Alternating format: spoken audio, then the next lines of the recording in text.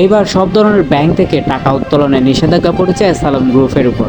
Asylum গ্রুপের অধীনস্থ নামে বেনামে প্রতিষ্ঠানগুলো কোনো প্রকার টাকা তুলতে পারে না ব্যাংকগুলো থেকে। অ্যাসালাম গ্রুপের নিয়ন্ত্রণাধীন 6টি ব্যাংক ছাড়াও বাংলাদেশের অন্য যে কোনো ব্যাংকে যদি তাদের ব্যাংক হিসাব থাকে সেখান থেকেও তারা টাকা উত্তোলন করতে পারবে না বলে নিষেধাজ্ঞা দিয়েছে বাংলাদেশ ব্যাংক।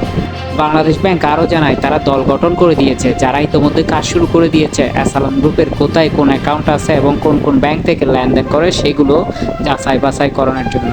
অ্যাসালাম গ্রুপের অধীনস্থ 6টি ব্যাংকের মধ্যে ইসলামী ব্যাংক এবং সোশ্যাল ইসলামী ব্যাংককে ইতিমধ্যে অ্যাসালাম মুক্ত করা হয়েছে বলে জানিয়েছে বাংলাদেশ ব্যাংক।